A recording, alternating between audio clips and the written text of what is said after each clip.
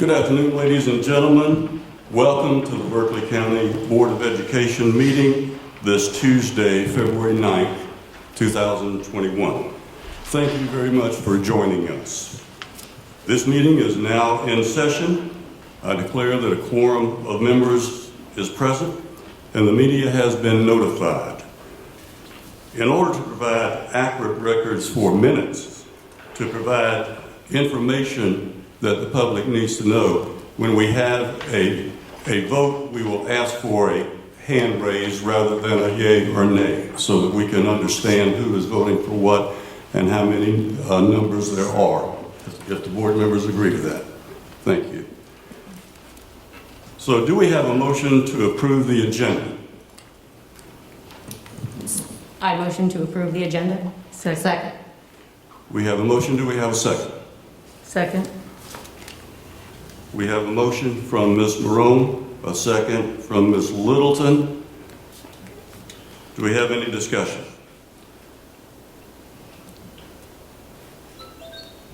Do we have a motion to approve the, did I say agenda? Mm-hmm. Okay, now we are going to, yeah, all in favor? Raise your hand. Opposed? Unanimous vote. Motion carries. Do we have a motion to approve the minutes from January 26th? Make a motion to approve the minutes from January 26th, 2021. Do we have a second? Second. We have a motion from Ms. Tanner, a second from Ms. Littleton. Is there any discussion? All in favor, raise your hand. Opposed? Motion carries. Now we're going to go to committee assignments. What we have are 3 committees, and the first committee is the Committee on Academics and Innovation. The chair of that committee would be Ms. Kathy Littleton. The other members will be Mr. Michael Ramsey and Dr. Crystal Wigfall. The second committee will be the Committee on HR. That will be chaired by Ms. Kirsten Tanner with Ms. Sally Wofford and Ms. Kelly Marone as members. The third committee will be Mr. Mac McQuillan as chair of the Finance and Capital Projects, along with myself and Mr. Frank Wright. Do we have a motion to go into executive session? I motion to go into executive session. Ms. Tanner, and do we have a second? Second. We have a motion from Ms. Tanner, a second from Ms. Littleton. Do we have any discussion? We will be in executive session for the stated purposes of, if I can find my notes, here they are. The discussion of pending employment matters to include the appointment of an administrator, legal advice pertaining to potential claims and contracts involving facilities, the discussion of district's legal services to include in-house general counsel, legal advice regarding contractual negotiations involving legal counsel, the discussion of contractual matters related to capital projects and facilities management, the discussion of matters pertaining to a superintendent search, and then the return to regular session. All in favor of the motion, raise your hand. Opposed? Unanimous vote, 7-0. We are in executive session.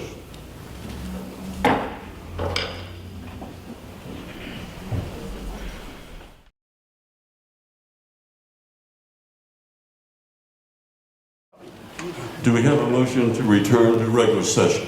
So moved. Second. Did not quite get that. Ms. Littleton, Yes. you made the motion? Yes. So there's a motion by Ms. Littleton, a second Second. by Ms. Tanner. Hello.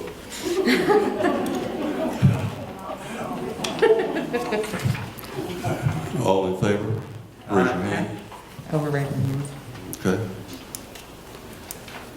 We are in regular session. No action was taken in executive session.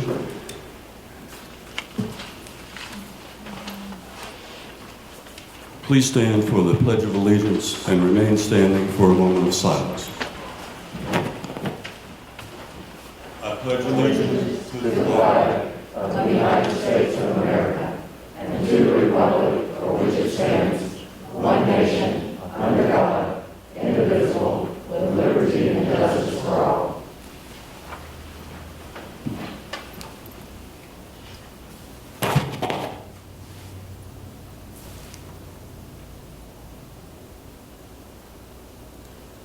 Thank you. Please be seated.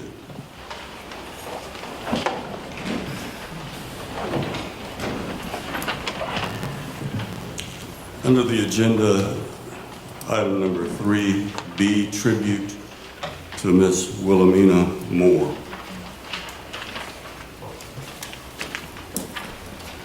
The Berkeley County School District was saddened to hear the passing of Miss Wilhelmina Moore last Monday. Ms. Moore was a member of the Berkeley County School Board for over 23 years. She was a lady with a vision and a passion for the students and citizens that she served. The rural communities of Cross, Pineville, St. Stephen, Macedonia were her heart and soul. A fearless advocate for equitable funding and a level playing field for academic opportunities for all the students of Berkeley County, including her beloved communities. She was a true champion for equality in education, a warrior for her constituents, and a blessing for the Berkeley County School District and School Board. She will be missed, but never forgotten. Mr. Wright, you have some comments? I would like to probably share with you all one of my conversations with Mrs. Moore. We were in Hilton Head at a conference, and we'd gone out to dinner. And after dinner, I was given the responsibility of driving Mrs. Moore back to the hotel because we were going to go out a little bit later than that. So Mrs. Moore said, "Mr. Wright, you need to take me back to the hotel." So as we were driving and we were talking, and we finally got back to the hotel, and Mrs. Moore and I, we've had many conversations, and she said to me is that, "Mr. Wright, you will never begin to understand who I really am, because I was here doing Brown versus the Board of Education. I was here when we talked about separate but equal. I was here during the time of segregation. I was here during the time of integration. And I'm much older than you. So we're always going to be different. But I just want you to do one thing for me as a board member. Remember that we must work very hard for equity in education for every student in Berkeley County.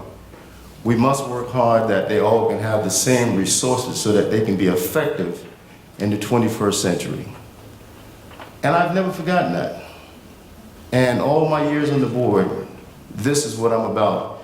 And I thank Mrs. Moore for making that very clear to me, because at times she thought that I was a little bit different and I was much younger. And of course, my approach and my attitude was certainly not as aggressive as she was. But this is who she was, a very loving, special person, like a mother figure to me. And in my community, she taught there in Kenhoy. I think that was probably one of her first jobs getting out of college. So she's been, I just have this infinity for her and for what she was about. And she was a wonderful person that wanted great things for all the students of Berkeley County. And I'm very grateful to have had the opportunity to serve with her for those many years. So I thank the family for allowing me to have Mrs. Moore for well over 20 years. I thank you very much. Wonderful person. Any other members, any comments? I had hair back then too, huh? We'd like for you to listen to a resolution only fitting for District 7 representative, which was Ms. Moore was from District 7. Ms. Kelly Marone will read the resolution. A resolution to honor the memory of Wilhelmina J. Moore for her dedication and lasting service and leadership to Berkeley County School District. Whereas the Berkeley County School Board of Trustees are saddened to learn of the death of Honorable Wilhelmina J. Moore, and whereas Mrs. Moore attended public schools in Berkeley County and Charleston County and high school at Voorhees High School in Denmark, South Carolina, and whereas Mrs. Moore was the epitome of a lifelong educator and learner completing studies at Voorhees Junior College, South Carolina State University, and the University of Georgia in Athens, Georgia, and whereas Mrs. Moore was named to the Voorhees College Hall of Fame for outstanding achievement and support of her alma mater throughout her life, and whereas Mrs. Moore served as an extraordinary public school teacher and counselor for over 50 years, and whereas Mrs. Moore faithfully represented the citizens of District 7, including but not limited to her home of Pineville and the communities surrounding Moncks Corner, Cross, St. Stephen, and Macedonia in Berkeley County, South Carolina for more than 23 years. Whereas Mrs. Moore's decades of service on the Berkeley County School Board earned her the honorable distinction of being one of the district's longest serving trustees, and you're not helping me here. Whereas Mrs. Moore was widely recognized throughout Berkeley County as an active public school advocate and voice for students in rural public schools, and whereas Mrs. Moore consistently advocated for technology, innovative programs, and career and college preparation for the young people in Berkeley County School District, and whereas Mrs. Moore is dedicated to her family, her church, Mount Nebo Methodist Church, and her beloved community of Pineville, and whereas Mrs. Moore was a tireless activist with a proven record of working with her constituents and fellow board members in support of public schools while holding respect, gratitude, and admiration of the K-12 education community, now therefore be it resolved, the Board of Trustees for Berkeley County School District by this resolution honors the memory of Mrs. Wilhelmina J. Moore, reflecting fondly upon her strong character and stalwart commitment in educating and serving children with courage and conviction. Be it further resolved that we express our sympathy and offer condolences to the family of Wilhelmina J. Moore, adopted this 9th day of February 2021. I have to say that standing here in District 7 seat is such an honor, and I got involved with the school district and I came here passionately, and I researched so much, and everything came back to the values of Mrs. Wilhelmina J. Moore. So I want to thank her for being an inspiration. She didn't even know she inspired me. And to her family, I want to send the condolences. Will the family members of Ms. Moore please come forward and receive this resolution? You will note that on the back of the frame, all of the current board members have signed the resolution.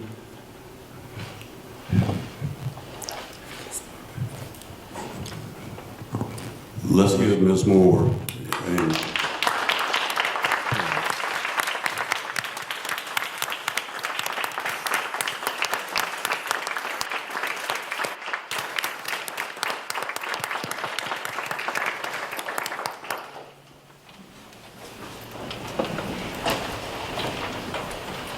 I don't see that we have any citizens' comments. So at this time, we will entertain any action as required from executive session. Mr. McQuillan. Yes, sir. I make a motion to authorize the administration to advertise for in-house general counsel to the district to conduct the legal affairs of the school district subject to the terms discussed in executive session. Second.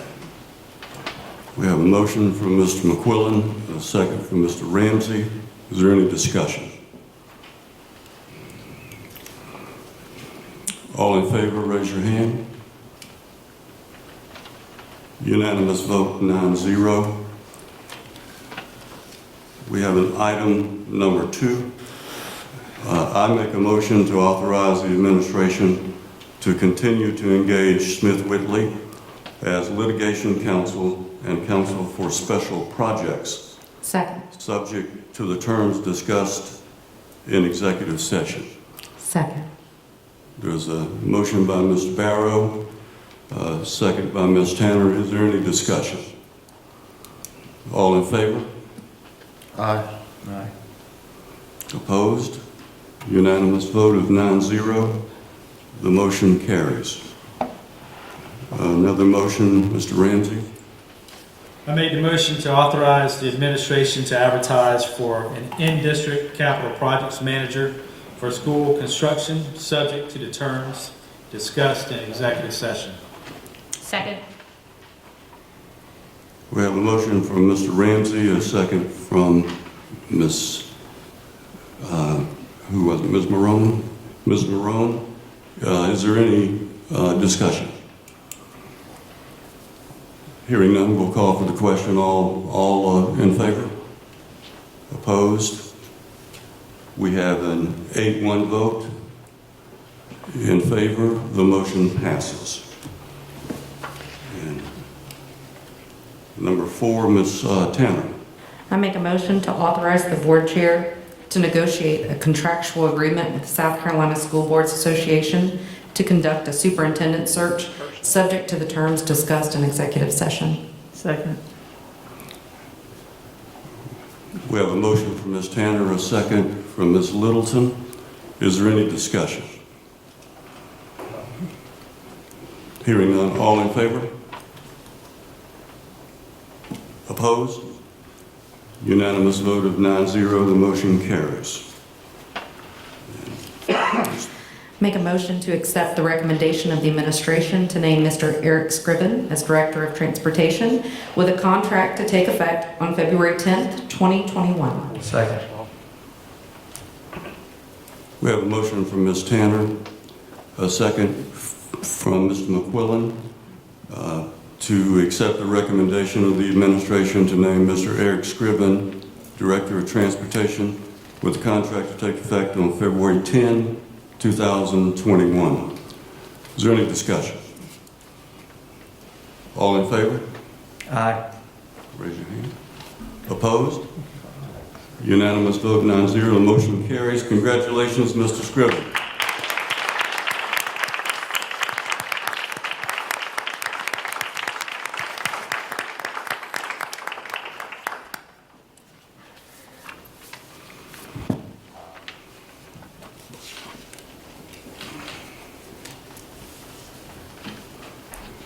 Welcome to Berkeley County, Mr. Scriven. I know you've been here a while. Now you have the official title. You've been doing the work for a while. Congratulations and thank you for your hard work. Next is the superintendent's report. Dr. Ingram.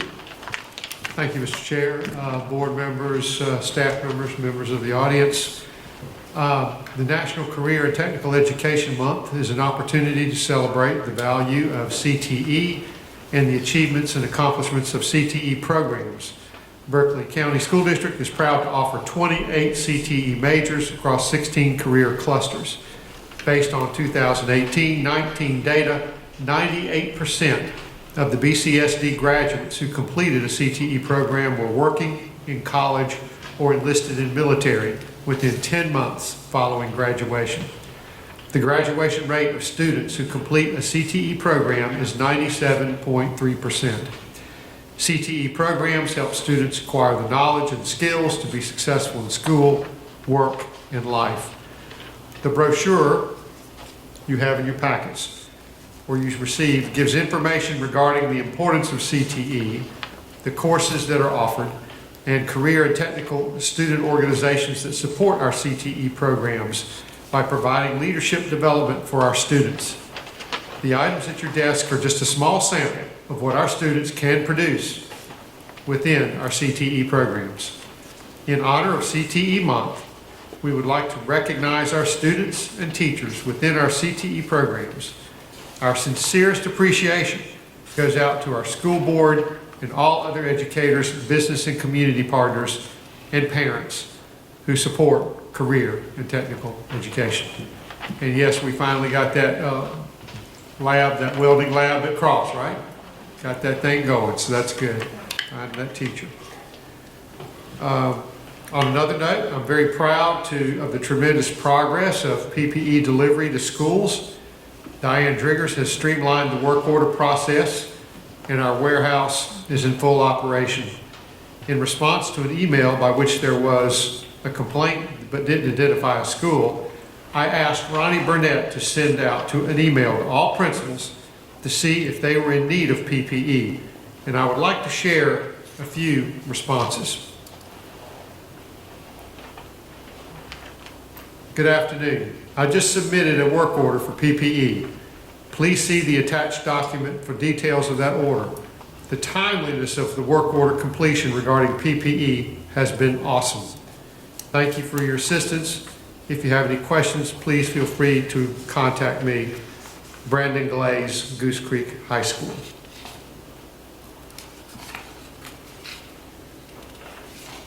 Good day, sir. We're in good shape here. And whenever we have a request, your team comes through in a timely fashion. I appreciate the email and will let you know if this changes. Have a great weekend, Tom Gallus, Hanahan High School.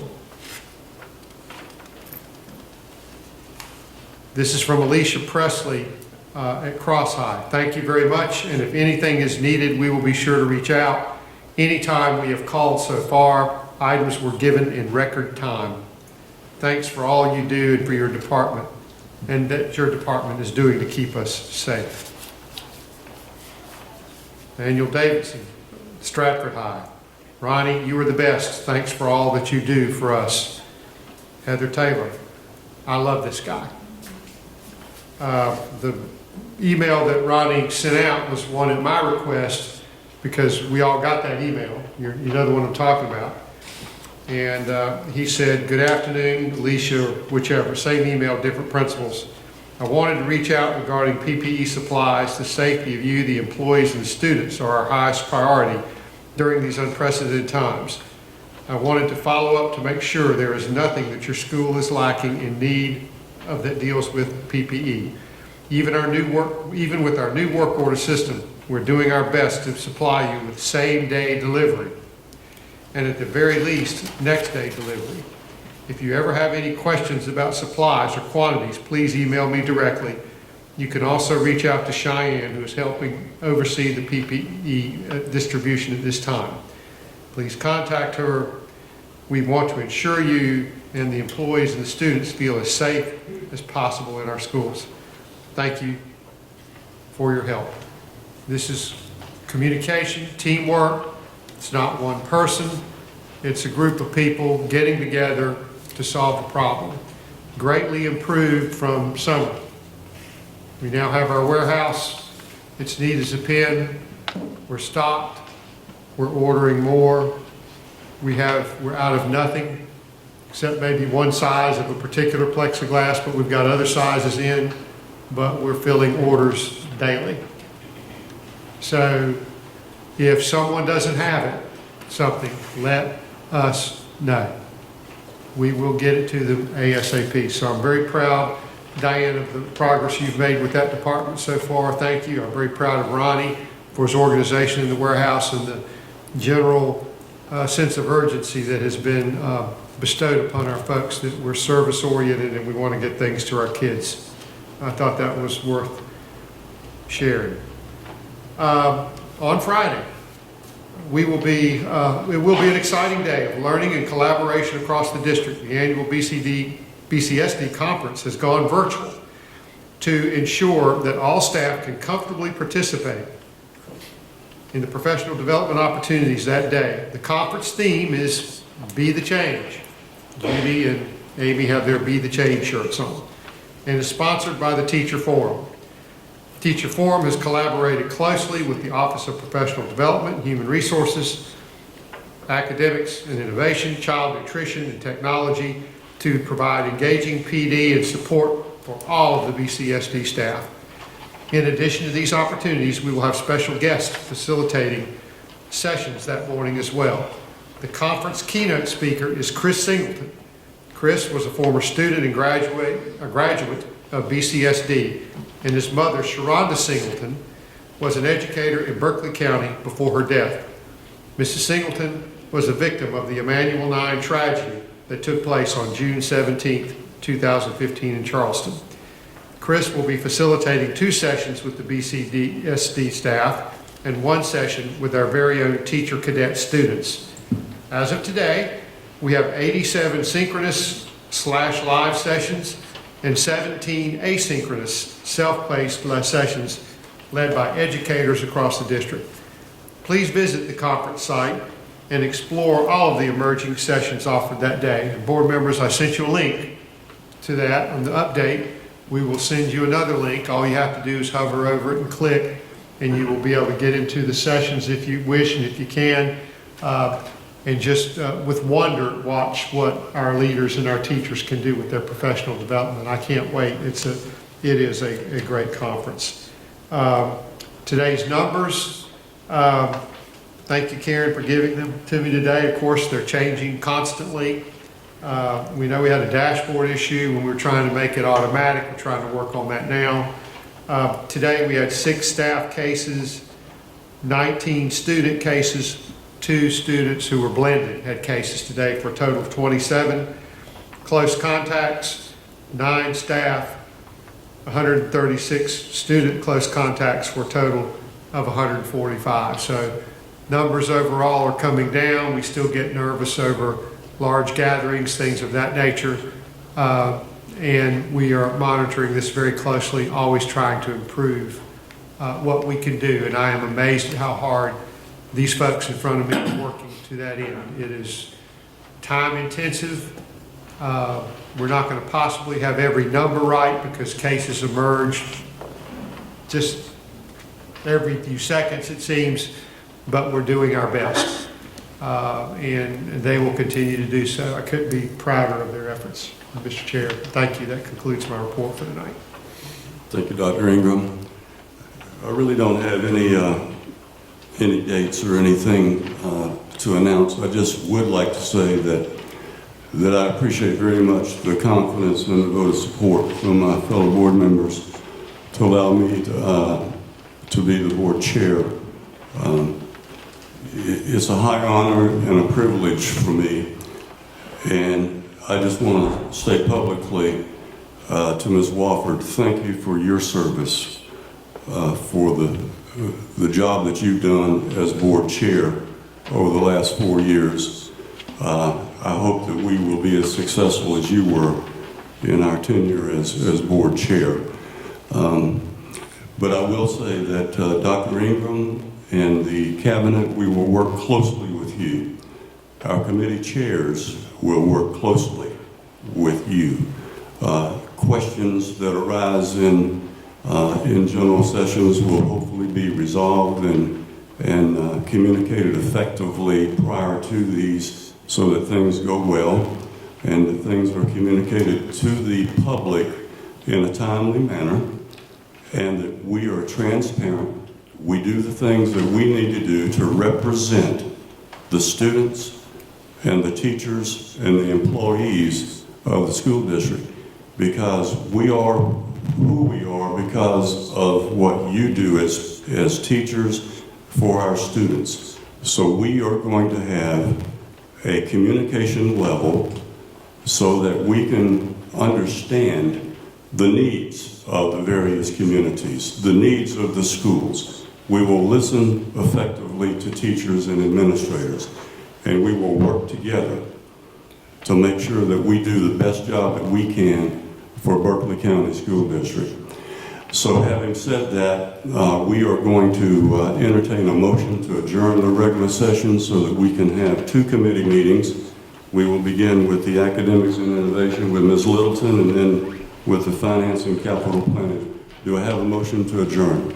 So moved. Second. I have a motion from Ms. Littleton, a second from Mr. McQuillan. Is there any discussion? Hearing none, we'll call the question. All in favor, raise your hand. Opposed? None opposed. The motion carries. We are adjourned.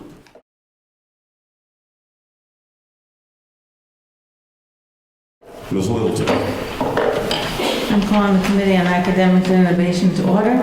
I declare there's a quorum of committee members present and note the media has been given proper notice pursuant to the Freedom of Information Act.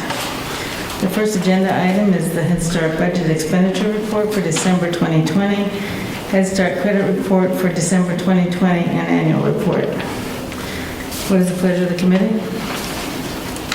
I make a motion to approve the Head Start Budget Expenditure Report for December 2020, Head Start Credit Card Report for December 2020, and Annual Report.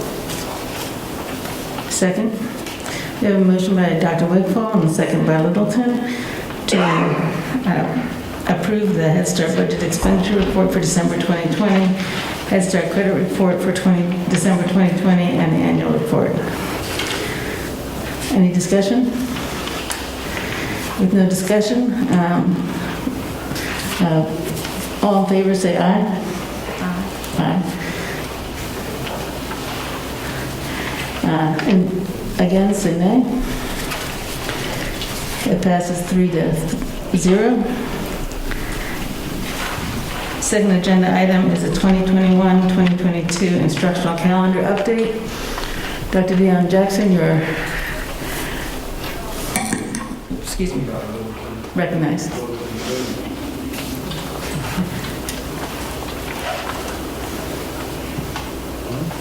Madam Chair, members of the board, annually, each school district in the state of South Carolina charged with the responsibility of establishing an instructional calendar for the next year. Later on in the semester, we'll have to submit that to the State Department of Education. The administration has formed a committee, and we've gone through that process, and we'll talk a little bit about that process tonight, and also present the draft calendar that was selected. We'll go through a little bit of the process. So one of the first things we need to recognize is there are state regulations that provide a framework for the instructional calendar. First and foremost, we cannot start school sooner than the third Monday of August. 2021, that is August 16th. You will see this again on the next slide.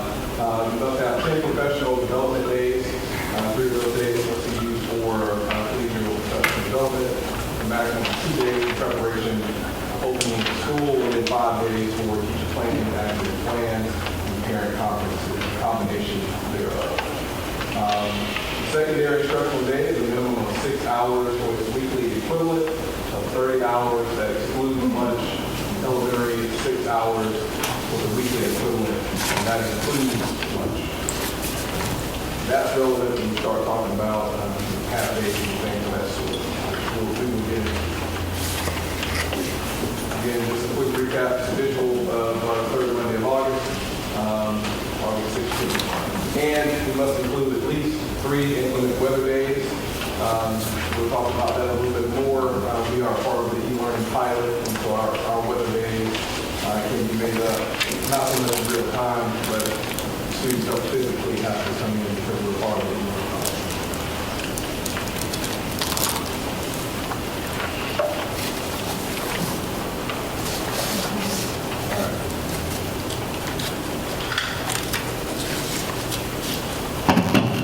All right, we're good. Is that better? Mm-hmm. Yes, ma'am. All right, so in addition to the state requirements, a few years back we submitted a survey to the community and we came up with BCSD instructional norms, instructional calendar norms. And so what we came up with, or what the community came up with, all of the stakeholders, no more than 4 work days to start the school year. one day designated as a district staff development day. That's important because our teachers didn't want to use up a full week of instructional days, work days at the start of the year. Begin the year with a shortened week, so no more than 4 days of instructional days at the start of the year. It's not always easy to do. And then 3 days at Thanksgiving, 2 full weeks for winter break, when possible in the first semester prior to winter break. Teacher work day when returning from winter break. Teacher work day at the end of each quarter. That's a working thing to finalize each quarter, get grades in. And then a district staff development day during the month of February. And so those are BCSD instructional calendar norms created by our stakeholders. And so in Berkeley County, I think we have a really good process. So this year we had a committee of 11 members, and you see the names there. We had Amanda Cooper, Amy Hardison, and Junie Rainey, who are all here. You will hear from them in a little bit, representing Teacher Forum. We had Jessica Cookins, representing the parents and the community. Mike Shaw, principal of Berkeley Intermediate School. Dara Harrop, Merrington Middle School, and Shamika Washington at Goose Creek High School, who's all principals. And we had Ms. Fulmer, Amy Fulmer, representing the district office, as well as Dr. Dixon and Sharon Snyder. In addition to myself, I don't put my name on there because I kind of serve as just a kind of a liaison. I just help the process. And speaking of which, this year was it was a really different year for a number of reasons. First of all, we're in the middle of a pandemic, but secondly, we had a very short time frame we started in January. And so we had a very short time frame to get going and present a first draft to you all tonight. The ladies I'm about to introduce, they grabbed the bull by the horns. They showed a lot of initiative and just took charge of the process. And so this was really a teacher-led process this year.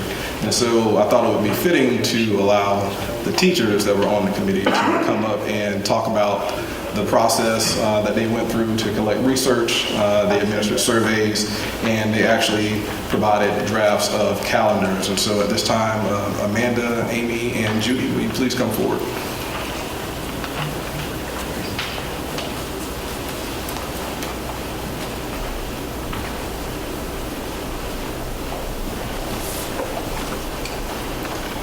Thank you, Mr. Jackson. Good evening, everyone. It's nice to see your faces in person. I will be sharing out the research involved prior to the committee creating the drafts for next year's instructional calendar. Amy will share out the first and second survey results, and Judy will end by sharing out the teacher forum survey results and the trends between the first and second drafts of the calendar. So I'll briefly discuss the sources of research that the committee used to inform their decisions prior to creating the instructional calendar drafts. So in addition to the norms and the historical data, we used the testing dates for South Carolina testing windows for the 2020 to 2021 school year and the 2019 and 2020 school year. The 2019 and 2020 school year was used to inform the decision-making on the drafts because there was a modification and an amendment due to COVID for this year's testing calendar. We also had the opportunity to speak with our testing coordinator at Goose Creek High School. So she so graciously agreed to cross-reference the drafts to make sure that there wasn't any interference with all of our testing dates for Berkeley County School District. We conferred with Ms. Washington, not only as an administrator, so she was able to provide that point of view, but she's also a longstanding member of the Instructional Calendar Committee, so she was an invaluable resource, especially with talking about historical trends and data that we've previously used as a committee. And finally, we cross-referenced the data from the 2019. There were 4 drafts that was provided, so we cross-referenced those just to make sure that we covered all holidays and the historical norms. So In addition to that, of course, we followed all the norms and guidelines that's required by the South Carolina legislature, as referenced by Mr. Jackson.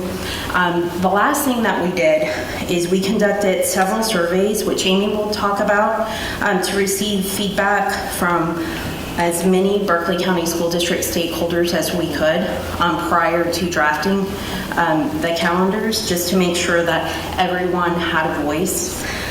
So that was for College Park Elementary, Daniel Island School, and Goose Creek High School.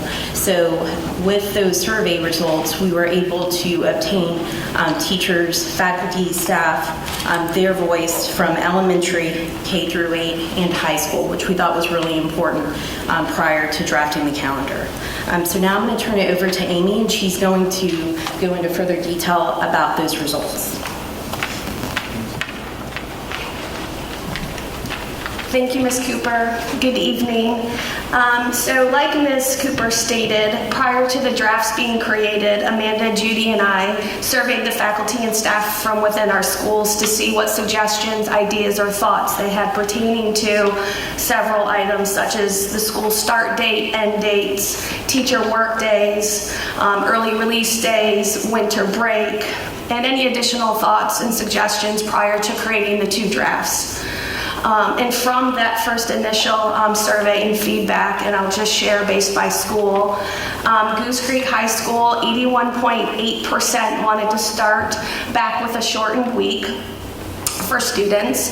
97.4% wanted 3 travel weekends and 2 full weeks for winter break. 68.8% wanted a teacher workday when returning from break.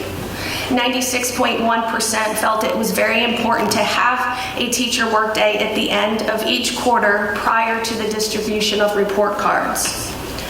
51.5% would like late end days in the middle of the month.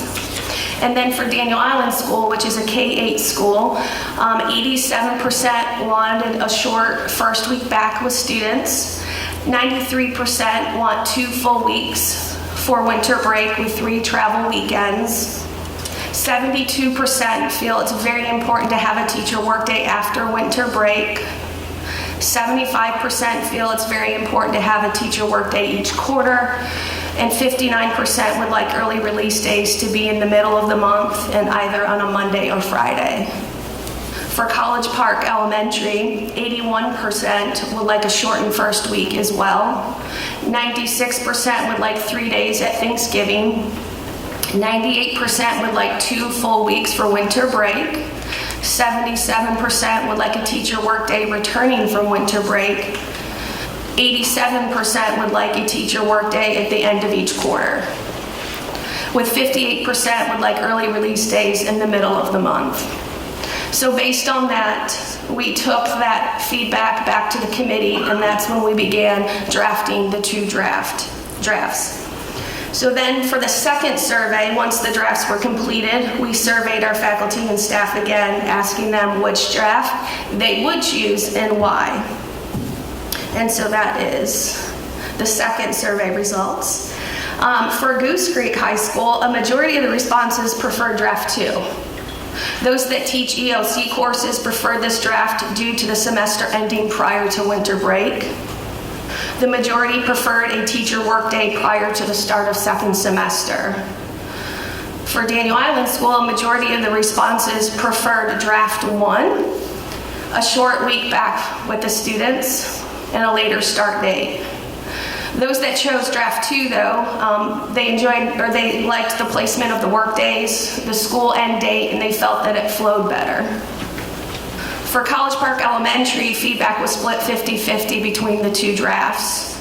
The positives of draft 1 they shared was that it was easier on the little ones to start midweek. Draft 2 positives: start with the students on Monday to be consistent with routines, and teacher workday the day after winter break, and they liked the school end date. I'm now going to turn it over to Judy, who she is going to share the teacher forum feedback based on the survey that she created. Okay, and so as we surveyed teacher forum, As you see on the pie chart at the top, it shows that 58.3% would like to have draft 2, and 41.7% draft 1. And then at the bottom on the bar graph, we wanted them to just state what level they represented. So 56.7% were representing elementary, 23.3% middle school, and 20% high school.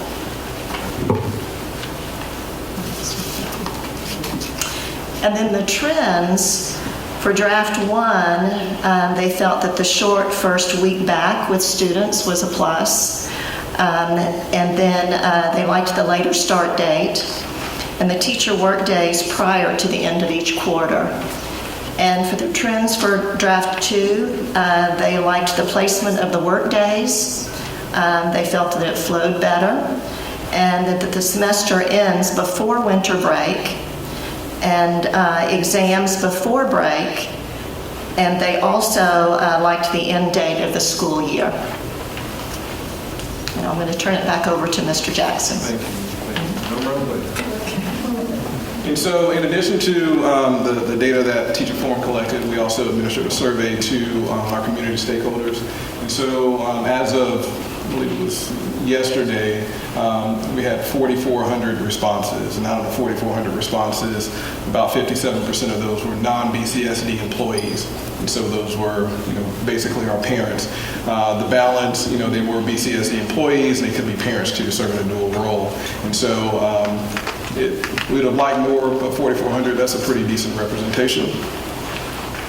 And then based on the community results, it's consistent with the data that Teacher Forum collected. So 76% of the respondents selected draft 2. And so tonight, we're bringing draft 2 for consideration. If I can find it. There we go.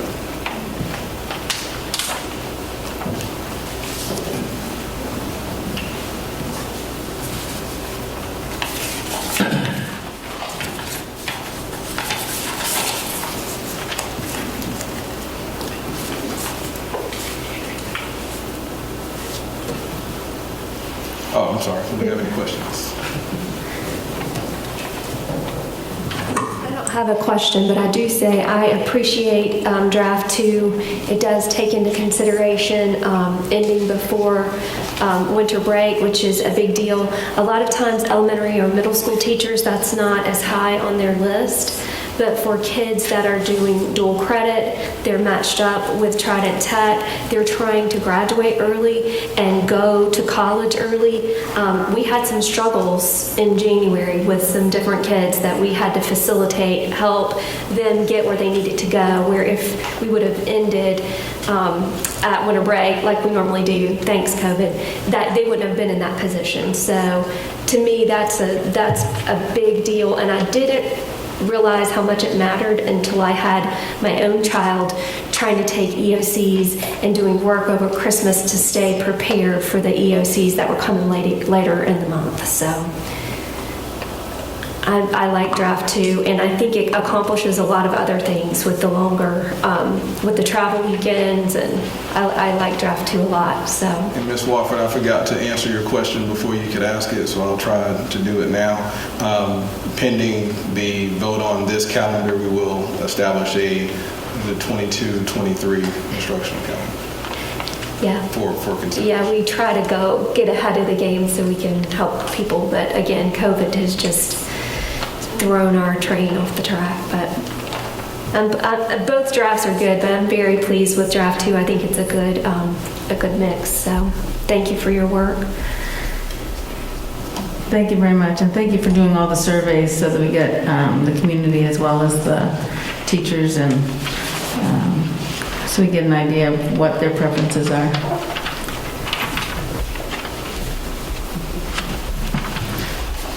Do we have a motion? I make a motion to approve draft 2 of the 2021-2022 instructional calendar for the first reading as presented by the administration. Second. We have a motion by Dr. Woodfall and a second by Littleton to approve the draft 2 of the 2021-2022 instructional calendar for first reading as presented by administration. Do we have any discussion? We'll call a question. All in favor, respond by saying aye. Aye. All of those opposed, respond by saying nay. The motion is approved by a vote of 3-0. Thank you very much, Mr. Jackson. And ladies. At this time, I'll entertain a motion to adjourn from the committee meeting so that the Finance and Capital Planning Committee meeting may begin.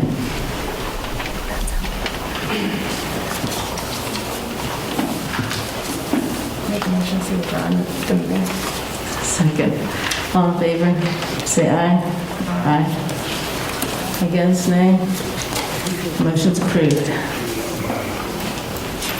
I'm calling the Committee on Finance and Capital Planning to order. I declare that there are a quorum of committee members present and note that the media has been given proper notice pursuant to FOIA.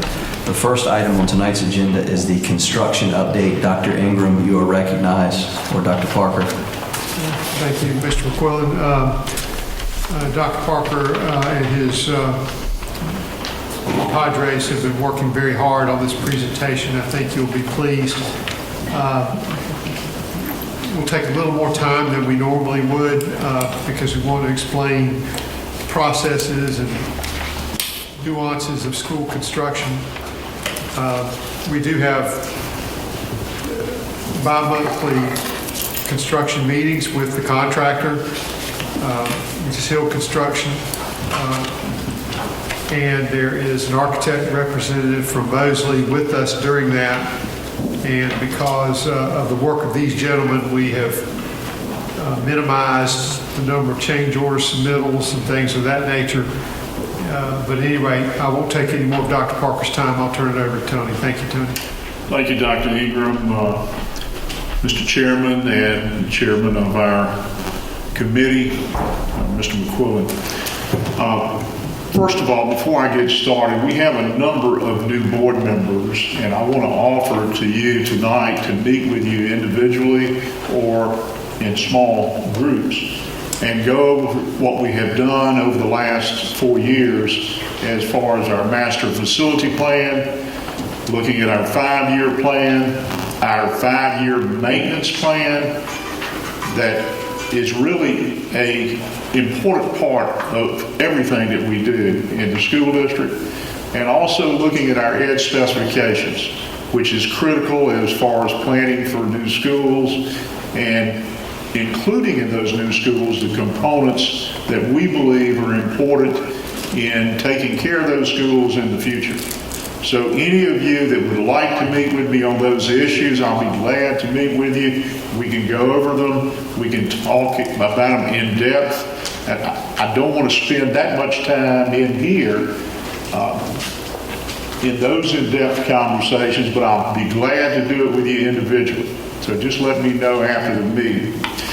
All right, the first thing that we want to talk about with you is something that's very critical to us. And the first slide here, and I know it's very small, but I want to get into some details. The first slide was the initial draft document, and I'll emphasize draft document by Mosley Architecture that looked at a proposed calendar in accomplishing the building of our 2 wings, one at King Bay and one at Sangaree. The first date there that I want to mention to you was a substantial completion date on 5/28/21, a final completion date on 6/25/21, contingency time on 7/16/21 to 7/30/21, where we had complete closeout. Now, contingency time is dealing with the weather. How much delays do we have based on weather? And those are things we simply don't have any control over until we get the building dried in. The 8/12/21 move in and shake down, that's where you go through the punch list. You look at everything that has been basically completed. You find problems there that need to be addressed. You identify those with the architect and with the construction company, and you take care of those issues. And then you get OSF approval on occupancy. And then we open school at 8/16. This document was presented to us when we first hired Mosley Architecture. That's before we had done any design. That's before we did any permitting, before the bids were taken, before the bids were awarded, and before the contract to proceed was given. Now we'll go to our second draft document, and this is an update from Mosley. And this one is not in your packet. This one was given to us on 12/18/19. The first date that was given to us was substantial completion on 10/29/21. Final completion on 12/3/21. Contingency time 12/17/21 to 12/31 when we had complete closeout. 1/14/22 move in and shakedown. And again, that's doing your punch list. And the school would open up on 1/17/22. Distinct problem with this was the architect told us at that time that there would be a 6-month delay in permitting. Permitting from the county and permitting from OSF. What the superintendent and I told the architect at that time, that's unacceptable. We can't do that. What other options do we have? And in working closely with the county, we were able to get permits quickly, Mr. Ramsey. And thank you to the county. And what we did, based on the permission of the board chair and the superintendent, is we did not get OSF approval, but we started construction. And that's important to understand because we compacted that 6 months. And again, that schedule was just completely unacceptable to us. The next slide I'm going to show you is Mosley's draft document that was given to us on 6/3/2020. Here, substantial completion, 8/13/21, final completion on 9/10/21, contingency time from 10/22/21 all the way to complete closeout on 11/5/21, and our punch list on 11/19/21, the school opening up 11/19/21, and that's where the fall came in. We decided not to give you specific dates, but give you the opening in the fall. And what these gentlemen have done, what I have done, and what we focused on with the staff is looking at everything we can do is to get this school open by August, the 2 schools. The same construction company is being used on both schools. That presents a problem sometimes because they're using the same subcontractors. So we monitor these sites on a daily basis as far as the number of employees that are there, the number of people that are working on the site. And I've got to tell you, folks, we commend Hill Construction Company. They got 2 great superintendents, building superintendents on site that are working closely with us on a daily basis. And Wayne Evans over at Cane Bay and David Ho at Sangaree are talking to these people every single day. And we're monitoring as close as we can. I am sorry that we did not get back to you, give you a better update than what we had originally. But with the pandemic, with all the things that have taken place, it has delayed the update to you. But in discussing this with the superintendent, we plan to give you a monthly update on the construction and all the issues related to construction and our 5-year plan. Now, I'm going to pause there for a minute. Do you have any questions?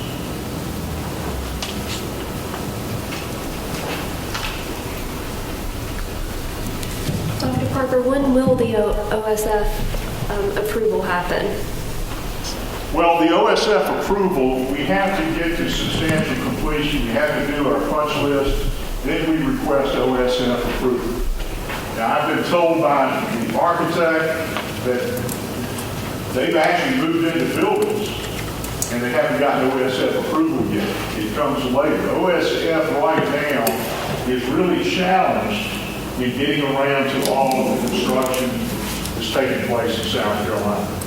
And they're undermanned, and we understand it, and they're working with the school districts as best they can. So we plan to move forward with board approval in occupying the school possibly before we get final OSF approval, as long as we have county approval. Now, the big key there is county approval. OSF very seldom goes against our counties, especially here in Berkeley County. And our county's tough. They don't hand out approval, so it's. And I've got to say, our relationship with the county folks right now is great. They respond to us quickly. They help us any way they can, and it's a good working relationship, and I certainly appreciate it. Dr. Parker, it seems as if even if we accelerated it with the construction and put more resources in, it still wouldn't be, in my understanding of what you're talking about these dates, it's probably not going to happen in order for us to occupy on August 16th. We will do everything in our power, Mr. Mayor, to do that. But in all honesty, now the Sangre job is probably 2 weeks ahead of King Bay. We had issues, and I'll explain that a little bit later. We had issues as far as drainage at King Bay. It took us a while to get out of the ground there, and that's concerning to us. But in going through the efforts as far as the drainage there, it just took a little bit longer. Yes, sir. Thank you. So it looks like there are things that are done that are ahead of time on that schedule. Where are we exactly with the build right now?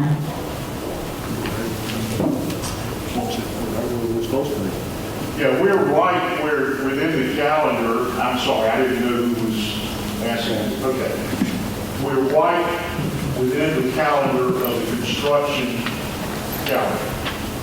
Now, the construction calendar, we didn't get the actual construction calendar from Hill Construction Company until December. We requested that as soon as they got the bid, but we didn't get it. Now, one of the things that we're going to include in our ed specs for the future is that we want to have two things when the bid is awarded. We want to have a construction calendar, and we want to have a listing of all subcontractors. We made a list of some subcontractors that we prefer to use and some we prefer not to use based on experience. And that's critical to any construction project, is having quality subcontractors. But I'm telling you, Hill Construction Company is trying their level best. We were out there today, and they've got masons out there today working very hard, even though it rained earlier today, and the ground out there is saturated on both sides. But we're making good progress, and we continue. Once we get these buildings dried in, we can really make some headway. But right now, with the weather issues that are facing us, it's really hard to tell you exactly when this building will be completed. But we plan to focus on our August date and move as quickly as we can toward that date. Dr. Parker, do these two wings have any relationship at all with what's happening at Carnes? Is that Carnes project is moving and it's moving at its own pace and it's not connected at all to It's these not two connected wings? at all. We're working on the Carnes project as rapidly as we can. And you approved the purchase of the land and moved the funds toward the purchase of the land. That one really, and I don't mind telling you, it worries me because I want to take bids on it. Dr. Parker, will you go to the mic? I've got people, I guess, who are watching the video texting that if you aren't on the mic. All right, usually I'm talking loud enough. What I was saying is at the Carnes project, we want to take the bids at the Carnes project as quickly as we can. We're hoping to take the bids there by April. I just didn't want the Cane Bay community to think that if these projects were going slower, that it was going to somehow negatively affect, or we were going to be focused on that and not be working on their school. No, I felt confident that was not the answer, but I wanted us to say that publicly. Yeah, that's certainly not the answer, and we're working on the Carnes project as rapidly as we can. Thank you. You know, I attest to is, from my experience, Hill Construction has one of the strongest reputations in the area. So just as far as personally having confidence in their ability to deliver, I feel really good that we're utilizing them versus many other folks that I could think of. They have two of the best building superintendents on the projects that I've ever seen. They're really good. Yeah, I've always known them to be exceptional. So. Yeah. All right, if there are no other questions, I'll move on. Dr. Parker, I have a question. Yes. So on our Berkeley County School District website, and I'm just being transparent because this is what the public sees, it says that the start date for the construction for Cane Bay Middle was to be started on October 2020 and completed for May 2021. With that being completed May 2021, we would have a projected of the students going into the school in the beginning of the school year, preferably in August when we start. The additional student enrollment is 400. So that's what it says on the website. So is that the trailers being replaced and then an additional 400 students are coming? Or is that just a total of 400 students? Because I think the public needs to understand that if this, I guess the concern is because of the Cane Bay community has so much of the lottery and the wait list, and you're going to so many different schools, and my mask is driving me crazy right now by moving, that if the school is not completed in the beginning of the year, if it allows for an additional 400 students, that these students now would have to go to one school and then possibly transfer back to another school in the mid-year, and nobody wants them. They would want their students to come back to Cane Bay for a convenience sake. So that's just, I would just like to talk about that so the transparency can go to the public. So is that additional 400 or there is not any more students than what is accounted for right now? The wing that's being built at Cane Bay Middle School would take in the students out of the mobile units and put them in classrooms of brick and mortar. You're going to gain some capacity, but you're not going to gain a lot of capacity there. The biggest challenge we've got at Cane Bay on that site is it's very congested in that whole area. And the more students you put on that site, the more congestion you're going to have. The intent originally was to move those students out of temporary classroom space into permanent classroom space. And we're paying, the board is paying about $300,000 a year rent on those mobile units. And there's going to have to be some decisions made on what you're going to do with the mobile units there. Would you return them, or are you going to move those mobile units to where they're needed more? But my main concern at that site is the congestion that we have currently. Now, if the board decides that you're going to move kids into the bricks and mortar and you're going to keep the mobile units, you're really going to have some congestion in that area. But that's a decision the board will have to make. Originally, the thought was that you're going to move the kids out of temporary classroom space into more permanent classroom space. So with that being the projected of the new year of moving in, so there, when you say a handful of students, how many more students are going to be able to go into that school that is currently going to be enrolled in that school next year? Because there are additional classrooms. I don't. We don't have the number, the account that's in the mobile units currently. We'd have to look at that. We can bring that back to you as information. Okay, that would just be important for next year, especially for the parents that are enrolling. Thank you. The other thing is somebody, maybe Brian, please update the website. Yes. Because people love to screenshot that website and email it to us and say, you said whatever it is, then you're like, I've never seen this before. Yeah, we will update that, and We you're can get right. that updated that Mrs. way. Wofford, that needs to be done. I agree with you. They love to screenshot it and email it to us. I would be that person that I emailed and screenshot to Dr. Parker. I was like, can you please help me with this for the King Bay community? So yes. Yeah, and some of these things, with new members on the board, you haven't been exposed to a lot of these things, and you need to understand them clearly. So the questions are good. We want to have your questions. I think it's important that you ask the questions and you get a good answer. All right, let's go to our next slide.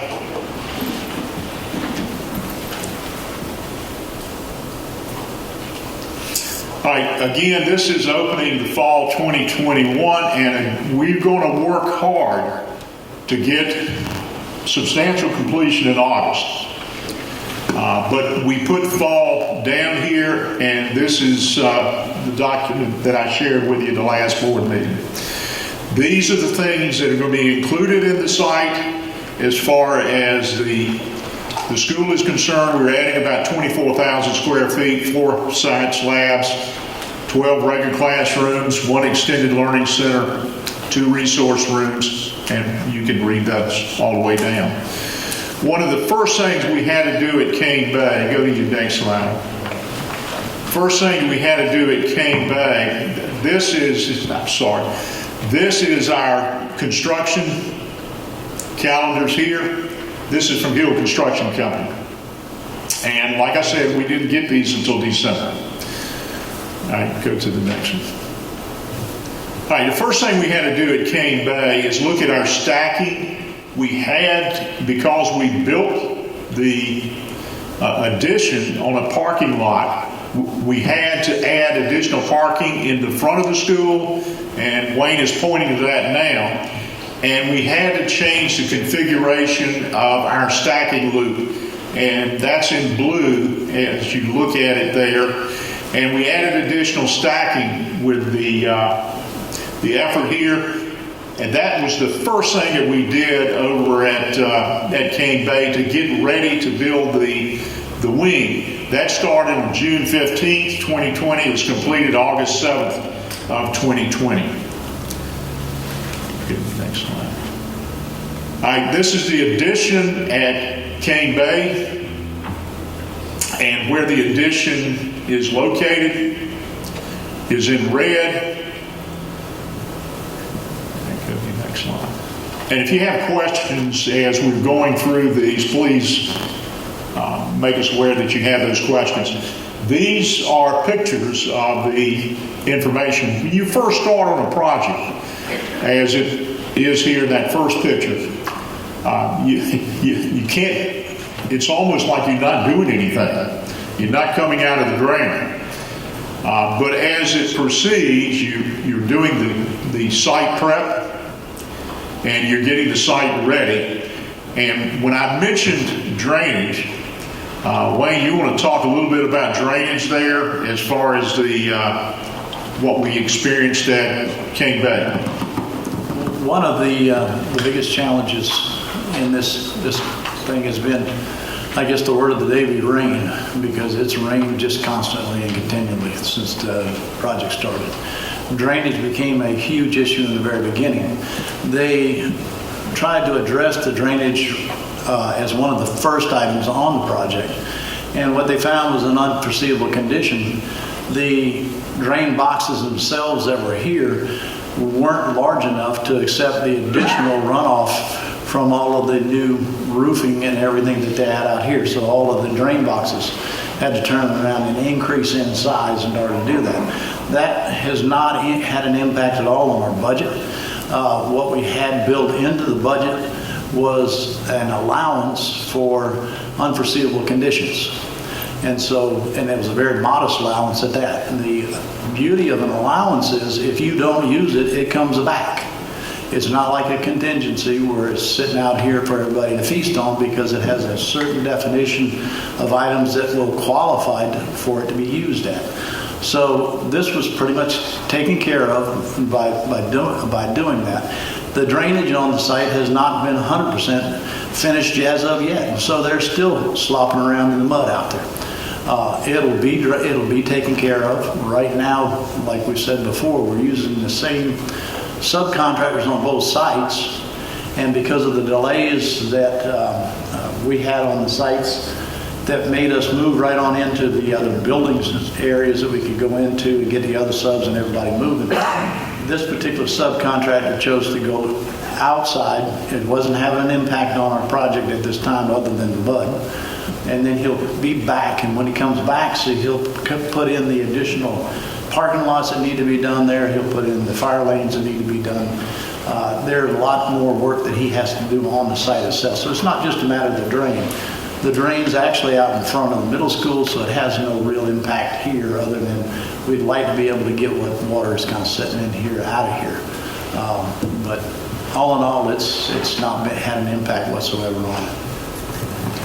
Okay, when we go through our slides there, if you have questions now, if you look at the metal in the footings there, the rebar, what we're seeing is you got a tremendous amount of rebar being placed in the footings and along the building. But we're in an area that, an earthquake area, and there are certain things that have got to be done in our construction that is not typical to other construction efforts. You got some aerial views there, and with the Cane Bay project, it is making progress now that we've come out of the ground.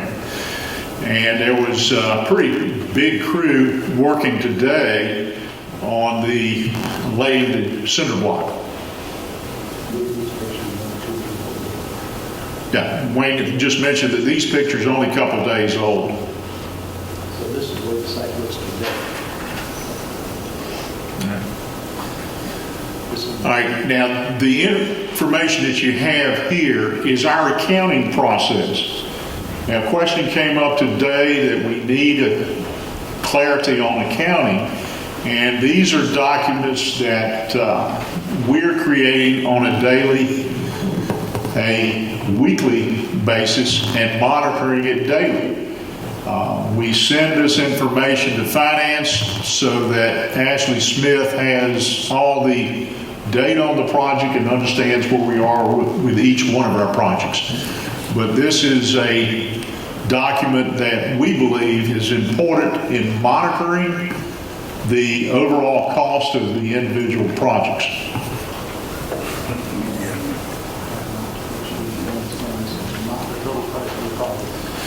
Yeah, what Wayne was saying is this is not the total price of the project. What we have is some owner-provided items.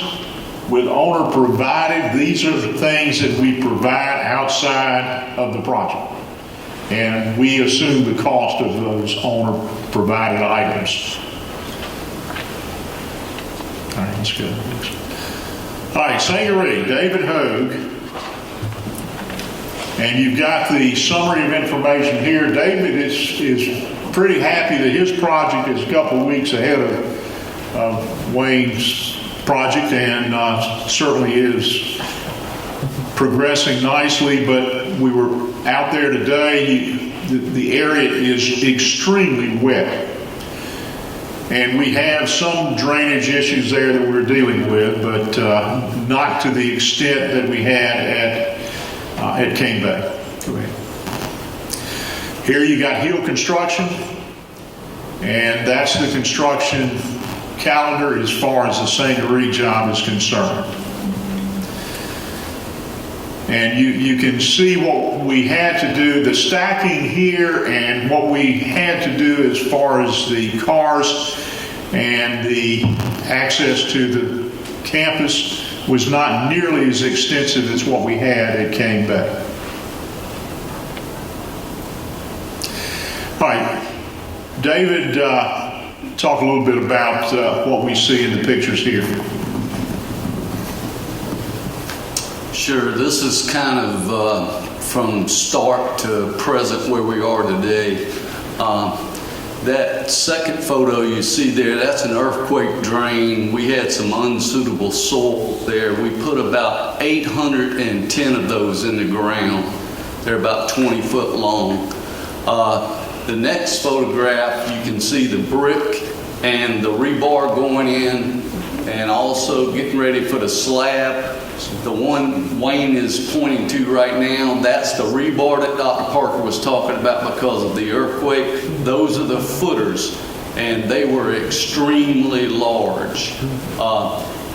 These other photographs, that's a completed picture of the footers after the block got in. The next picture is the rough-in plumbing and electrical that has been installed, and it is going up as of today. Here's some aerial photographs. Some of these were taken earlier in the project to show you the slabs that were poured there. And the third slide down at the top, that is what it looks like today, other than the hallways are up to 14'8" in the hallways. So one thing I do want to point out, Wayne, if you'll point to that bottom, yeah, right there in the middle. One of the things that Hill has done to speed up this construction, that is the connector going into St. Marie Middle.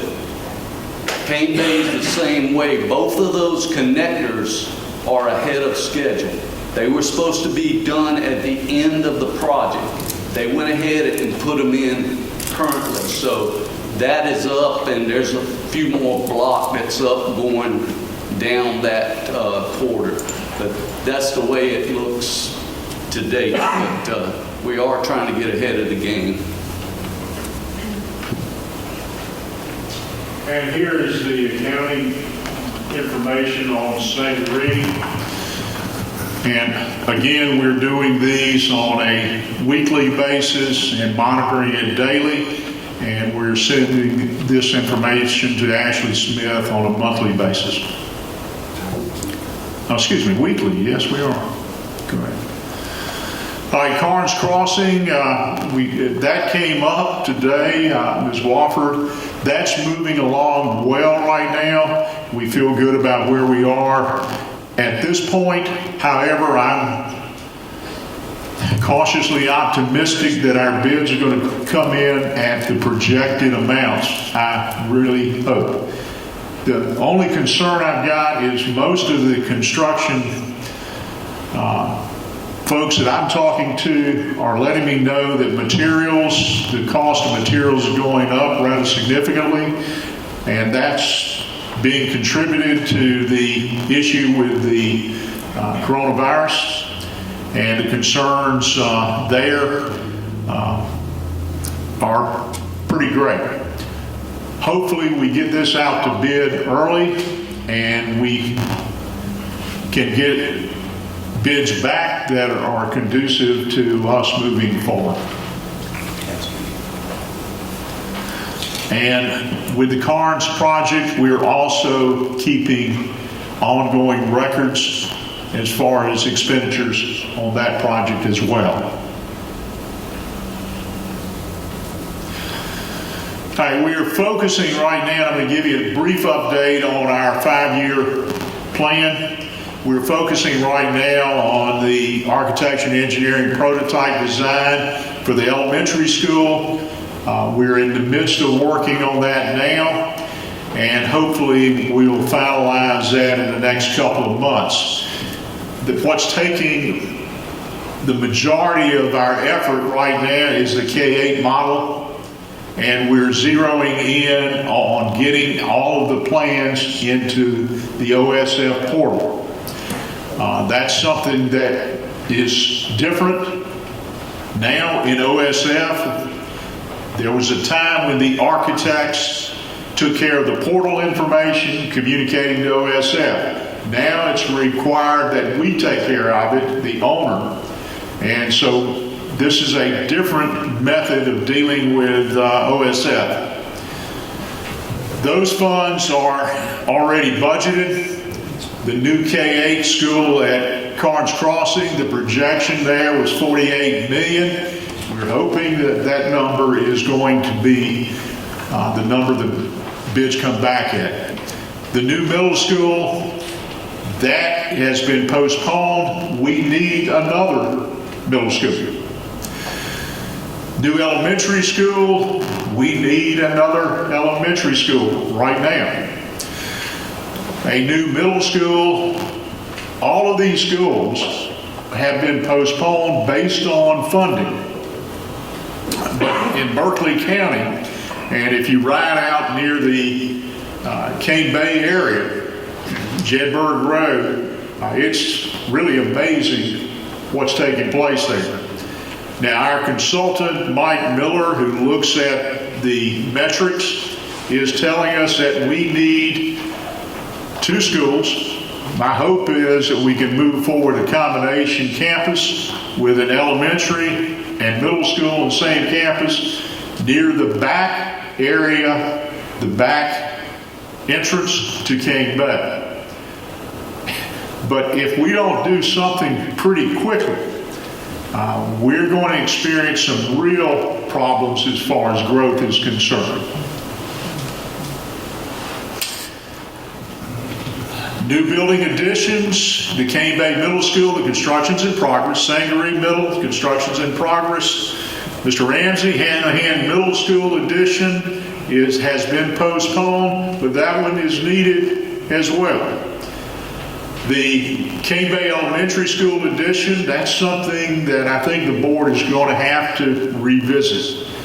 In my opinion, I think we need a new elementary school as opposed to adding on to Cane Bay Elementary. That site is so congested. And those of you that live in that area, or you go out to that area when school is taken in or when school is dismissed, and it is a real challenge in navigating that traffic. Goose Creek Elementary School, the additions there was postponed to further notice. You got the dollar amounts that we projected. The Mount Holly Elementary School addition, postponed until further notice. You got the dollar amount there. Goose Creek High School, postponed to further notice. Berkeley High School addition, postponed to further notice. St. Stephen's Elementary School lobby office addition, postponed until further notice. Next slide.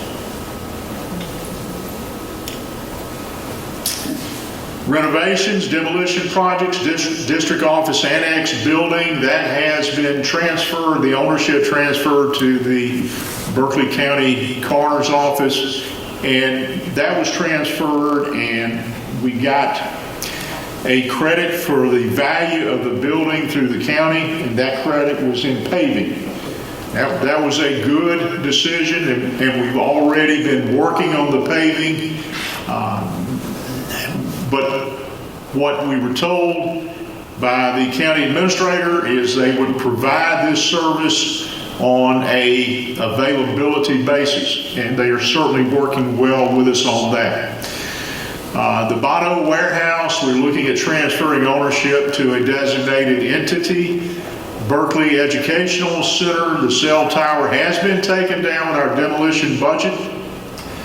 The science warehouse overflow storage building, wooden building, is no longer on this site. It has been demolished. The adult education office building has been demolished. That's where we want to provide additional parking for this area. And it's right behind this building.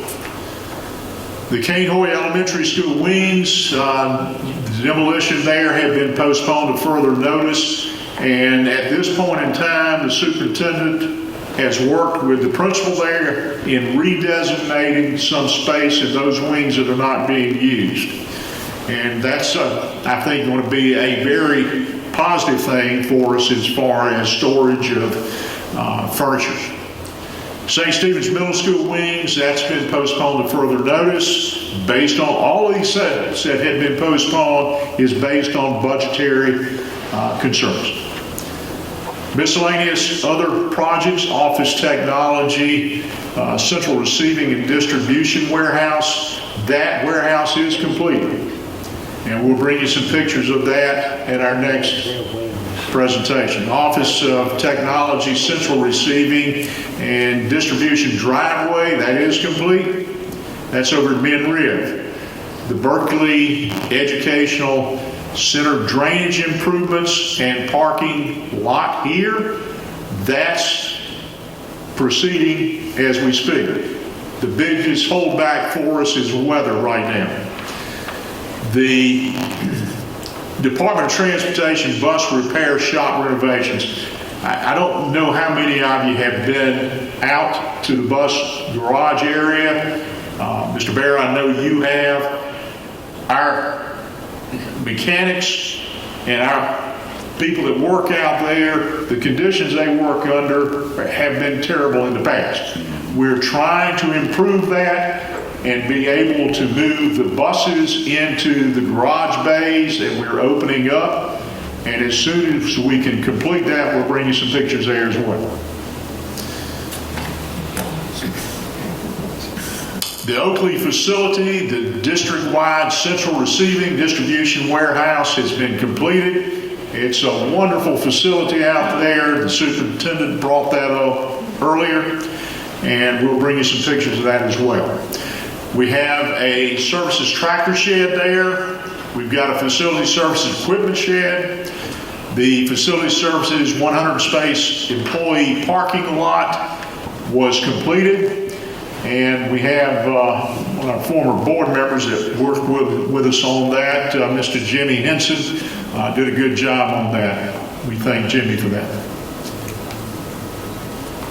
And yeah, that was done with the in-kind effort by the county administrator. That was what we traded out with the old lawyer building. Let's go to the next slide. All right, any questions that you have, we'll be glad to answer any questions that you might have. But let me say once again, Mr. Chairman, that any of our new board members that would like to meet with me and go over our master facility plan, our 5-year plan, and look at this in detail, I'll be glad to meet with you. Dr. Parker, I want to thank you for this update. And is there any way that we can make sure that all of these documents are on board docs to reflect the current representation of the May 2021? So this whole presentation, can it be on board docs to support for the public's awareness? Yes, we're getting them ready for board docs that will give the corrected information. Yes, ma'am. Even today's presentation with cards and everything will be? Yes, ma'am. Awesome, thank you. Thank you, Dr. Parker. Thank you. Dr. Parker, thank you and your team for a very comprehensive update. Thank you very much. The second item on tonight's agenda is policy KG, public use of school facilities. Ashley Smith, you are recognized on the second agenda item as well as the third, fourth, fifth, and sixth. Good job, man. Thank you. Good evening, Chairman McQuillan, Superintendent, and board members. We will be requesting a motion this evening for approval of policy KG, public use of school facilities.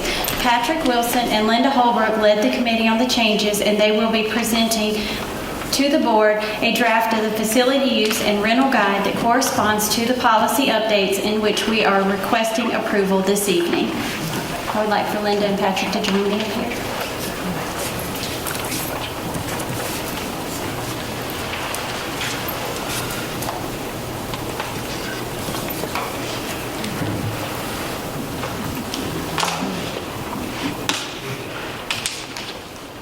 Good evening, Chair Member Barrow and members of the board, Dr. Ingram. The current established policy KG and KGR public use of school facilities was last updated on February 25th, 2014. The facility policy guidelines and fees that we are proposing are recommended to establish a clear, consistent, and transparent process for the use of district facilities. Establishing these guidelines and fees will be agreeable and attainable for all individuals and groups requesting the use of our district facilities. At this time, I'm going to turn it over to Patrick and he will explain the user groups placed on the drafted rental guide that we are presenting. All right. I just wanted to start off and say that this is kind of a complete redo of what we had in place before, but one thing we did focus on was trying to develop fees and groups that were giving us the ability to just recover our costs, since these are taxpayer buildings and locations, and not to strive to make a profit. So we did do an analysis on that, and I'll get into that shortly. But I just wanted to make that clear from the start. So we looked at a lot of different school districts across North and South Carolina, and we got a lot of good ideas and a lot of not so good things to compare to. And based on the good things we found, we've decided to propose putting our users of our facilities into 5 groups. And so just to kind of go down these, you have it all there, but just to go down them quickly to kind of give you a feel for the tiers. The first groups would be school-based activities, PTO, PTA, any type of school function wouldn't need to pay. So they would be given priority for the facility. The second would be school partnerships, and those are where we'd have MOUs, memorandums of understanding, or MOAs in place with certain community partnerships that we do deal with a lot, and that is something that we're working with legal counsel on to get a kind of a new blanket, what would you call it, Ashley, like a new standard template to then get into place that will then align with what we're proposing here today. The third group are government and community agencies that we do not have, that we wouldn't have an MOU with, and those would be like civic organizations, HOAs that want to use our facilities for meetings, things like that. The fourth group are nonprofits and community groups. Good example of this is churches, and then other nonprofits like Boy Scouts of America and other athletic leagues that are nonprofit. And the fifth group is just the general public, being commercial entities. So for-profit entities that want to use our facilities would come number 5. So this does give a priority for scheduling. So obviously, number 1, we want anything education, academic to come ahead of, let's say, a commercial organization trying to use our facility. But then it also will feed into what I'll show you next, which is our fee schedules. I'm going to skip over insurance and then come back to that because Linda's our insurance expert. So what I put together in determining these fees was an analysis of several different school districts. I ended up using 3 comparable school districts, Charleston County School District, Horry County School District, and Durham Public School System. I then took the fees they charge compared to our different facilities, and then converted them to a common metric, which I could then apply to not only our facilities, but also our indoor facilities, our outdoor facilities, and equipment and personnel. And I'll get into more why we need all these things in a second, but just to give you a little bit more understanding of how I did the analysis was I took anything that was daily converted to hourly, and those sorts of things to get a comment. And then I took an average and a mean of each, compared it to what we were currently charging. Then we established a committee, which we then took the fees to the committee to make sure, based on our principals and those that see these types of things on a daily basis, they're consistent with what they would have expected to see as a cost to the school, and also to our human resources department to make sure. And then we tweaked some things from there, but overall they were fairly in line with what we'd come up with based on our analysis.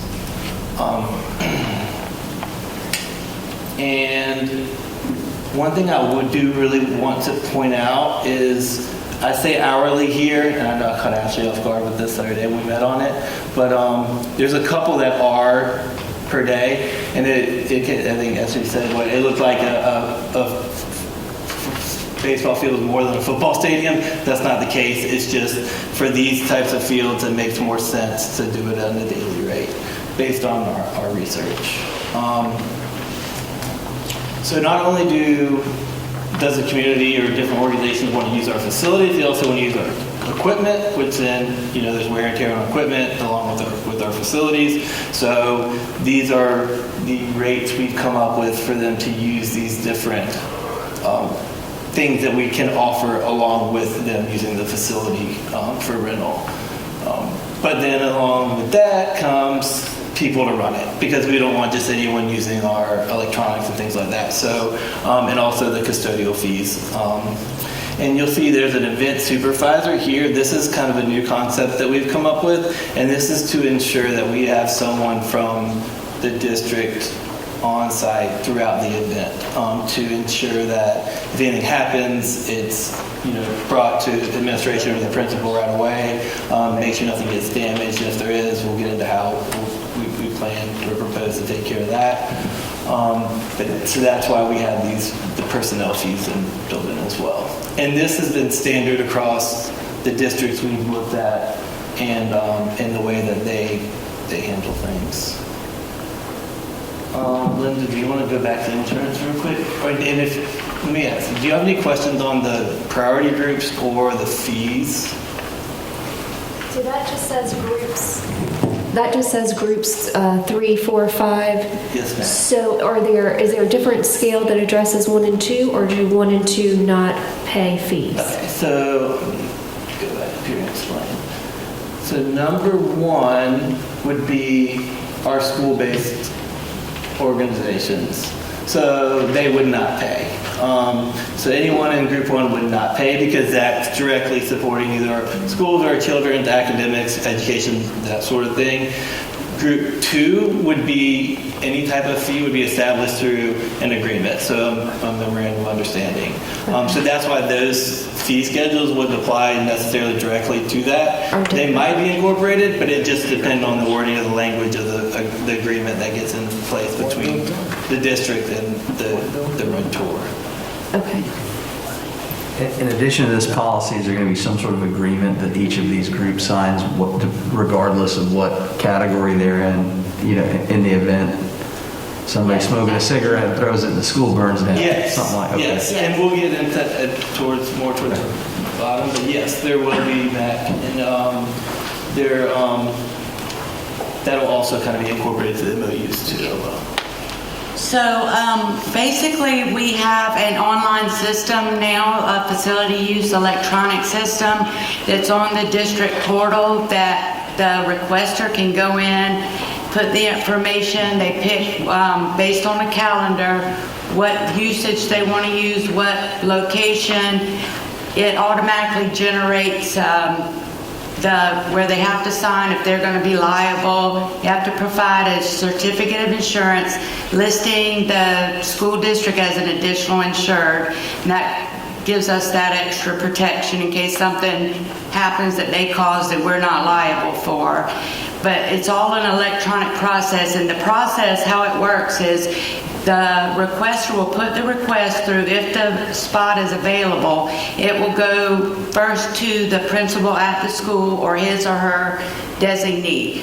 Once it gets approved by that, depending on the area of usage that they are requesting, if they requested the cafeteria, if they requested whatever area, it would go to maintenance, it would go to food service, then it goes through to finance, then it goes to myself for the risk part of it to make sure they have the appropriate insurance information, and then it has a final approval person that would either be Dr. Ingram or Mr. Jackson at this time. And the system automatically calculates the fee based on the group that they would fall into. And Ms. Striggers has been wonderful in helping us get this all up and running in an electronic version. Well, I have to say it looks like some real positive work y'all have done, because this is something for a couple of years we've had some discussions, and I know Ashley and Finance have worked on it some in the past, but there was in the past a lot of inconsistencies as far as one place was at this rate, this place was at that rate, and then there was, well, can you use this place, can you not use that place? So there was never really a clear understanding. So I think this is excellent as far as trying to get to that point that we believe that this is a public institution, and when it makes sense for folks to be able to utilize a public institution and it works for us as a school district, then I think that's good for all of us. So, yes, definitely. So it looks excellent to me, and I appreciate it. We do have in the guidelines the basis of, Sally, did you have a question? oh, Sally, I'm sorry. Yeah, I do. I can wait until you're done talking. I am curious, so we'll use money to pay out, you know, say I'm the event coordinator, so I personally get paid, but they also paid $80 an hour for, you know, using the football field. Where is the money going to go into the school district? Is it going to allot back to maintenance? Does it go back to the school? And does it go to the school now and we're taking something from them? It doesn't go to the school now. It doesn't go to the school. It's set up to maintain the facility. So it would go to, it's made that, like, we set it up to maintain the facility. So it would go to a special account, right, Ashley? And from there, it would be utilized for, any maintenance repairs or anything at these facilities that as they're rented. Because things will come up, because there's wear and tear. So if you use a gym, there's going to be wear and tear on the gym floor, but at least we're recouping costs that we will then have in that account for when, that repair or that maintenance needs to be done. Okay. So that's kind of how it works. Ashley can probably tell you more from the nuts and bolts of the accounting side, but. No, I just, sometimes I know, like our Coke machine money, sometimes money goes back to school for a particular thing, and sometimes it comes to the district. I didn't think that this came to the school, but I wasn't sure, but I didn't know where it went into the district. So I think that answered what I was thinking about. We do, how we're gonna, with the checks and balances, is we're going to have all the money will be sent to the district office that can be corresponding with the facility use request form prior to the day of the event. And that way we'll have, proof that they've paid, they have all the requirements that they need, and then the money will be deposited into a facility use account.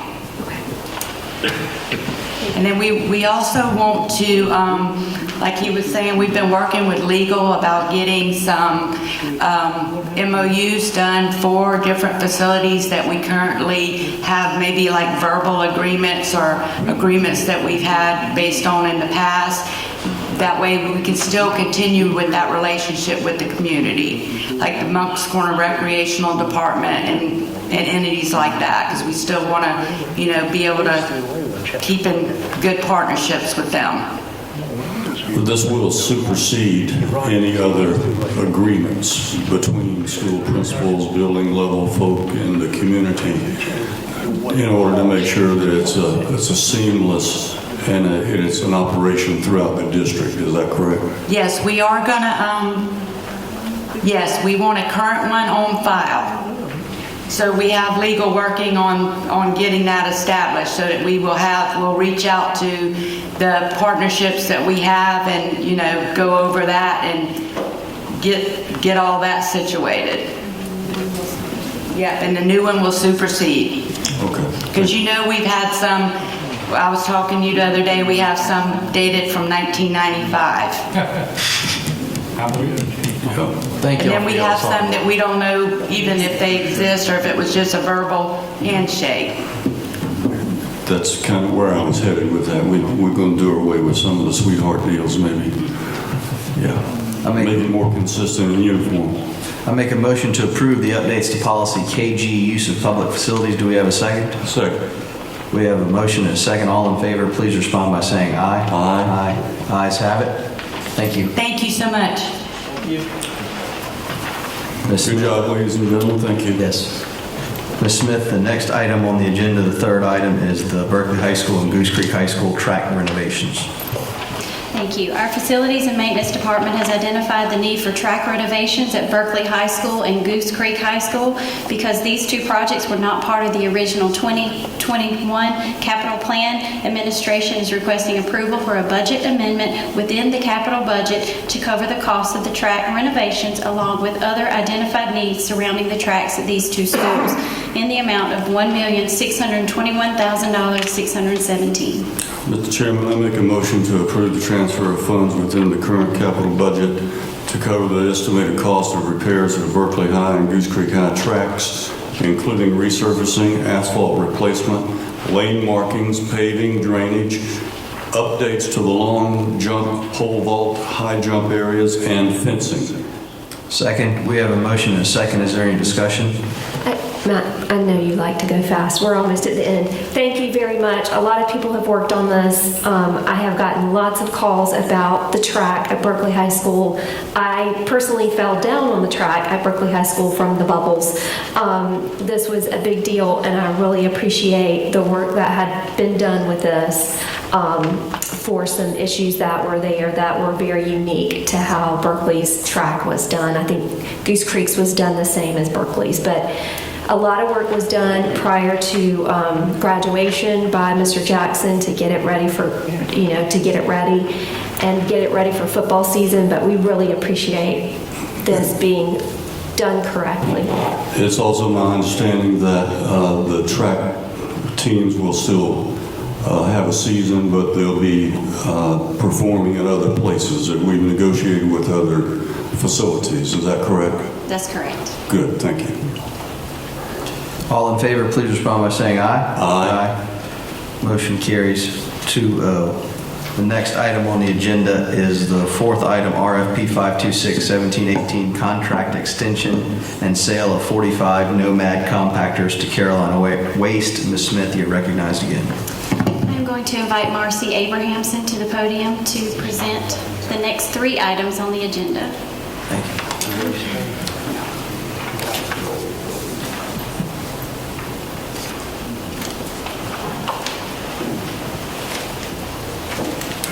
Good evening, Chairman McQuinley, Dr. Ingram, members of the board. Tonight, we bring before you a request to extend a current contract for RFP 526-1718 for various waste collection and disposal services. This is for Lot 1, which is the compactors. As you know, we had a previous history with another vendor, and we outright purchased 45 compactors. The servicing changed hands and with the award of this contract to Carolina Waste. And Carolina Waste has done their level best to try to keep these compactors up and running. However, they're unable to obtain the parts needed because there's a patent on these compactors, and the previous distributor of the compactors will not sell parts to us unless they have a contract for all services. So Carolina Waste has taken one of our compactors and they have retrofitted it with new controls, which is causing our primary issue. And that compactor conversion has been in place for about a year and it's worked perfectly. So what they have proposed is if we'll extend our contract with them by 2 years, they will outright purchase our 45 Nomad compactors for $3,500 a piece and then lease them back to us for $90 a month, but they'll do all the repair work and do the retrofitting of the electrical so that those compactors can be maintained and get the useful life out of them that we should. probably how we should have done it to begin with, but that's a whole nother matter. But so tonight we're proposing that we sell those 45 compactors to Carolina Waste for $3,500 a unit, which is $157,000. It was $157,500, and then extend the contract by 2 years. And I did provide a cost analysis for you to review to see what that cost would be. And basically, we're going to pay about $30,000 extra to extend the contract another 2 years when you offset the money that we'll receive from the sale of the compactors. So tonight we ask that you agree to extend the contract to Carolina Waste for an additional 2 years and approve the sale of the 45 Nomad compactors at $3,500 a unit.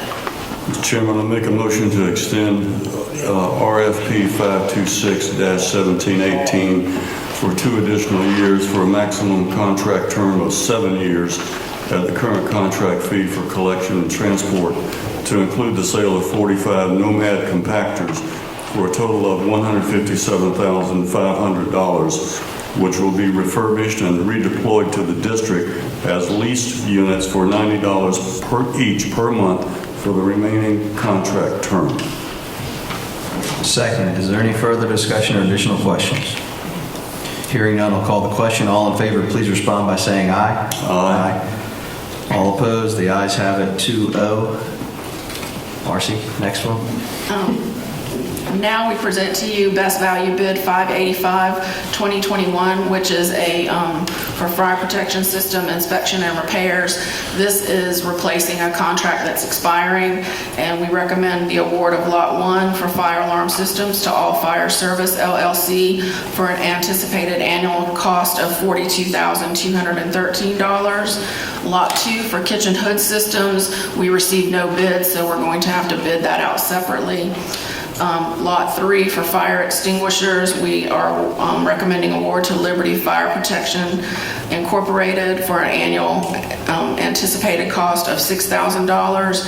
And Lot 4 sprinkler systems, again to Liberty Fire Protection, in the amount of $12,740 anticipated annually. And this will be a 5-year contract.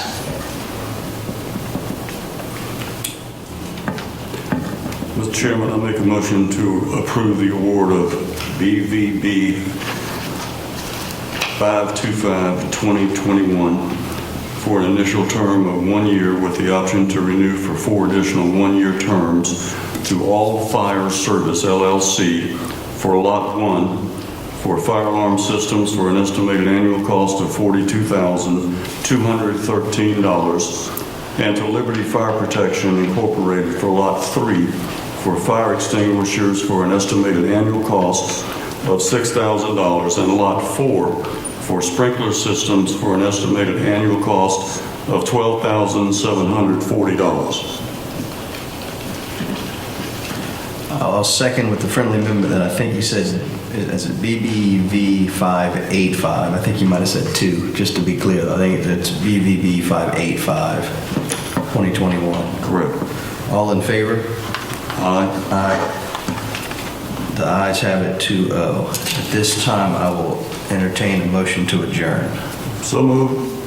Second. There's still one more on your... Oh, there's one more? One more. That's great. I withdraw my motion. Hold on, yeah. Oh, information only, sorry. 6th agenda item, semi-annual procurement reports for July 1st, 2020 through December 21st, 2020. We've presented to you all the reports for our sole source, emergency, minority business, POs over $100,000 in trade-in sales. If you have any questions, I'll be happy to answer those. If not, they're for your information and were provided in your packet. Any questions, concerns? Motion to adjourn? So moved. Second. All in favor, please respond by saying aye. Aye. We are adjourned.